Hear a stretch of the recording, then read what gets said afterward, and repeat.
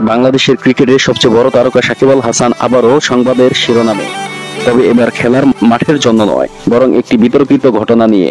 সম্প্রতি সাকিবের সাথে কুমিল্লা ভিক্টোরিয়ান্সের মালিক নাফিসা কামালের কিছু ছবি ও ভিডিও সামাজিক মাধ্যমে ছড়িয়ে পড়েছে, যা নিয়ে দেশের ক্রিকেট প্রেমীদের মধ্যে ব্যাপক আলোচনা ও সমালোচনা শুরু হয়েছে।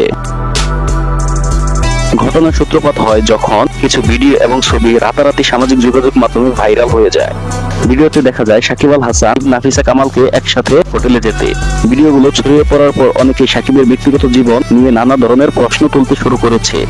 এমন পরিস্থিতিতে সাকিবের স্ত্রী উম্মি শিশির সামাজিক মাধ্যমে একটি স্ট্যাটাস পোস্ট করে জানান যে সাকিব একজন দায়িত্বশীল স্বামী এবং বাবা। তিনি বলেন, তাদের সম্পর্কে নিয়ে যা রটানো হচ্ছে তা পুরোপুরি ভিত্তিহীন এবং কোনোভাবেই তাদের পারিবারিক জীবনের সাথে মেলে না।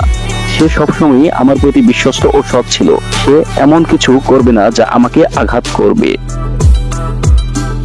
সাকিবের ভিডিও ও গুজব নিয়ে শুধু সাধারণ মানুষই নয়, দেশের বিভিন্ন মিডিয়াও নানা প্রতিবেদন তৈরি করেছে।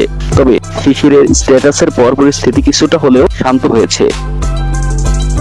সামাজিক যোগাযোগ মাধ্যমের যুগে যে কোনো ঘটনা সহজেই ভাইরাল হয়ে যেতে পারে, কিন্তু সবসময় এর পেছনের আসল ঘটনা ও সত্যতা খুঁজে বের করাটা খুব জরুরি। সাকিব আল হাসান আপাতত পাকিস্তানের টেস্ট সিরিজ নিয়ে ব্যস্ত। ব্যক্তিগত জীবন নিয়ে গুজব ছড়ানোর চেয়ে তার মাঠের পারফরমেন্সে মনোযোগ দেওয়াই হবে সবার জন্য মঙ্গলজনক। সময়ই বলবে এই ঘটনার প্রভাব সাকিবের ক্যারিয়ার ও ব্যক্তিগত জীবনে কেমন হতে পারে। তবে তার ফ্যানরা চাইবে মাঠের পারফরমেন্স দিয়ে আবারও সবাইকে মুগ্ধ করতে। এই ছিল সাকিব আল হাসান ও নাফিসা কামালের ইস্যু নিয়ে আমাদের আজকের প্রতিবেদন। আপনার মতামত জানাতে ভুলবেন না। চ্যানেলটি সাবস্ক্রাইব করে পাশেই থাকুন। ধন্যবাদ।